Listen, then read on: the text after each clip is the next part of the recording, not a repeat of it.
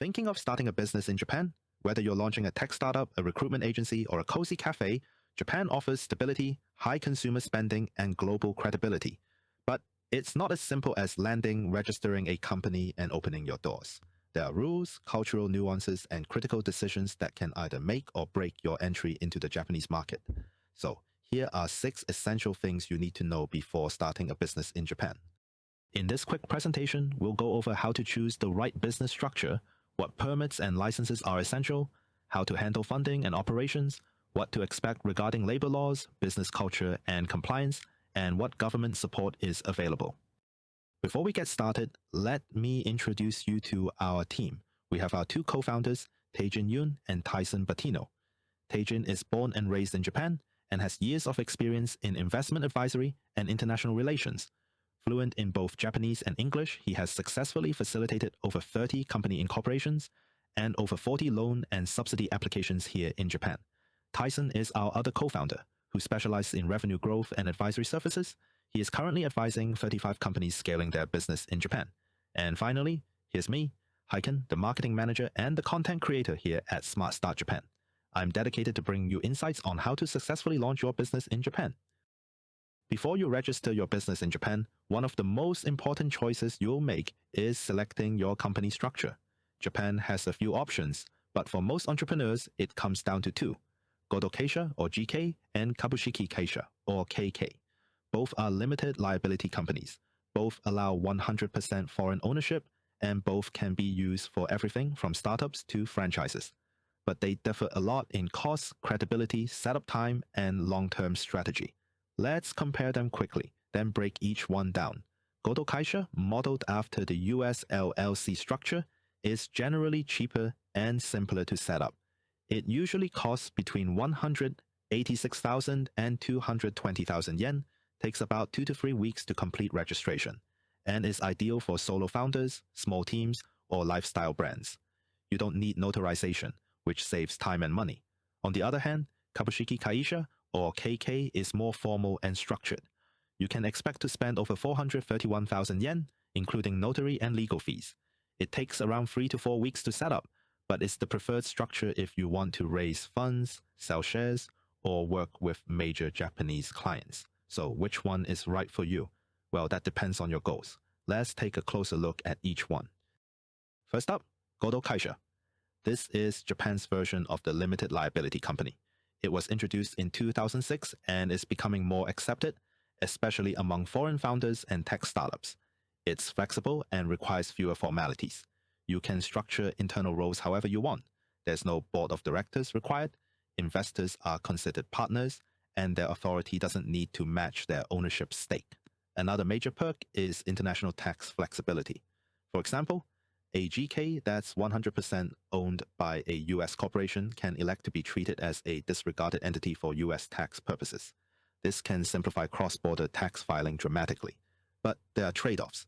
GK is still sometimes seen as less credible by conservative banks, landlords, and even some corporate clients. While that perception is fading, especially since US companies like Apple and Amazon operate as GKs in Japan, it's something to be aware of if you're aiming for high-end positioning or institutional funding. Now let's look at the Kabushiki Keisha, Japan's most traditional corporate structure. It's similar to a US C corporation or joint stock company and is preferred by investors, banks, franchising partners, and companies planning to go public in the future.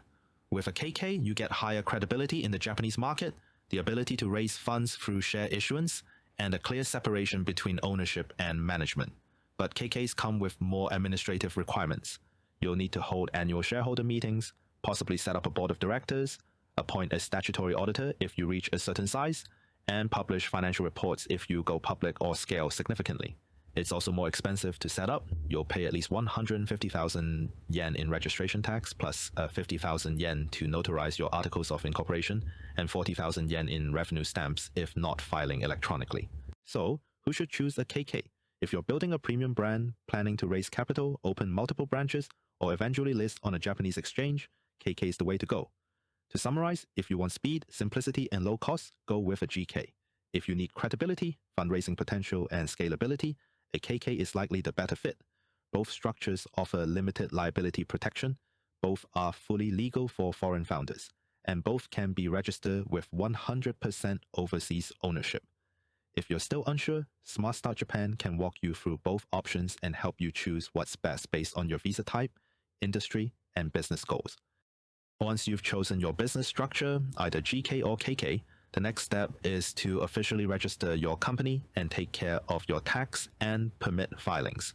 Let's walk through what's required for every business, and then we'll talk about some special licenses you'll need if you're opening a restaurant, importing goods, or working in real estate.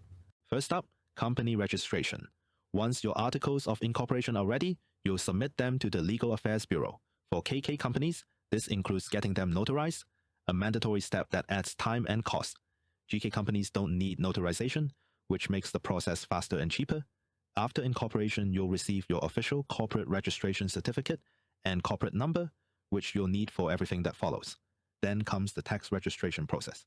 You must notify the National Tax Agency, your prefectural tax office, and your local city or ward office, all within 2 months of incorporation. You'll submit a notification of incorporation, a business outline, a copy of your articles, and sometimes a seal registration certificate. Here's a tip. Consider applying for the Blue Return Tax status. If you apply within 3 months, you can unlock loss carry forward for up to 10 years, simplified depreciation rules, and a deduction of up to 650,000 yen if you file electronically. You can find the forms at Japan's National Tax Agency website in the description below. Use the English section to get started. Now, beyond general registration, some industries in Japan are heavily regulated. Let's look at 3 of the most common: restaurants and bars, import and export, and real estate. Opening a restaurant or cafe, you'll need more than a great menu. You must apply for a food business license, a food hygiene certificate, and pass inspections for safety, sanitation, and fire compliance. The application is filed with your local health center, and every city has slightly different rules. Some may require a qualified food supervisor to be on staff. You'll also need to comply with building and zoning laws, so make sure your lease allows commercial food service. Running an import-export company in Japan is relatively easy to start, but can get complex fast depending on what you handle. If you're importing food, cosmetics, pharmaceuticals, agricultural, or animal products, you'll need product-specific certifications, possible quarantine clearance, and registration with Japan Customs. Your corporate number, issued at registration, acts as your importer-exporter code, so in most cases, you don't need to apply for a separate customs code if you're a registered GK or KK. However, you do need to file a customs notification via NACCS, Japan's electronic customs clearance system. If you plan to operate as a real estate agent or brokerage, Japan requires strict licensing. You must obtain a real estate transaction license and have a licensed professional on staff who has passed the Tatsuken exam. This exam is only available in Japanese and is rigorous. The person must be physically present in Japan and listed in your company structure. Real estate companies are also required to register a physical office, display their license visibly, and comply with reporting obligations to local housing bureaus. This is one of the few industries where it's almost impossible to operate without local Japanese staff or a partner. Smart Start Japan also has more detailed information for each industry if you wish to find out more. Links are down in the description below. If you're not sure what licenses your business needs, contact your local city or ward office, or book a consultation with a startup support firm. Here at Smart Start Japan, we can provide you with incorporation support in English. Don't forget that some licenses take weeks or months to get approved, so plan ahead, and if you're applying for a visa, make sure your business is legally operational by the time of your application. Let's talk money. While Japan technically allows you to start a company with just 1 yen in capital, that won't fly if you're applying for a business manager visa. In that case, you'll need to show a minimum investment of 5 million yen, along with a proper office lease, to meet immigration standards. Beyond that, there are several startup costs you'll need to budget for. Registration fees of 60,000 yen for a GK or 150,000 yen for a KK, a 50,000 yen notary fee for KKs, a 40,000 yen revenue stamp unless filing electronically, and a company seal for around 10,000 to 20,000 yen. You'll also need office setup and a lease deposit, which can run from 100,000 to 500,000 yen or more. Don't forget, your company must have a real physical address to be approved. Virtual offices won't work. This is mandatory for registration, visa application, and often required when opening a corporate bank account. Speaking of banks, Japan's financial system is conservative.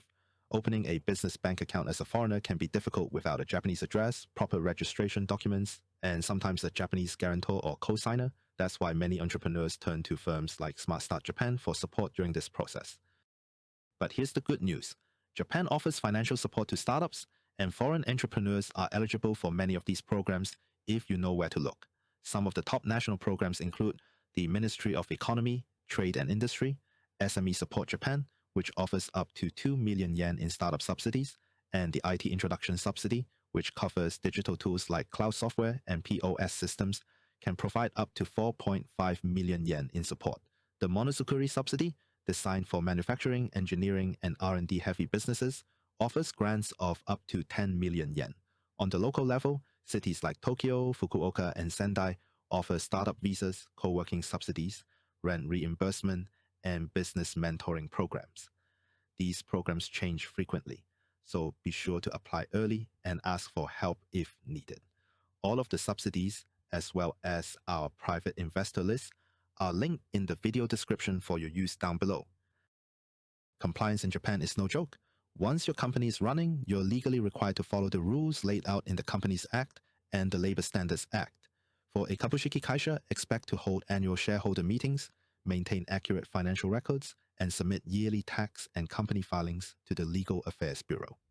If you're hiring employees, either Japanese or foreign, you must provide written employment contracts, enforce a 40-hour workweek with 25% overtime pay, and enroll your staff in social insurance, employment insurance, and workers' compensation. Many Japanese workers expect full-time roles, stable employment, and company-sponsored benefits.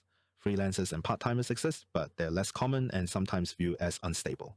To learn more about employment laws and regulations, we have linked the relevant government websites in the description.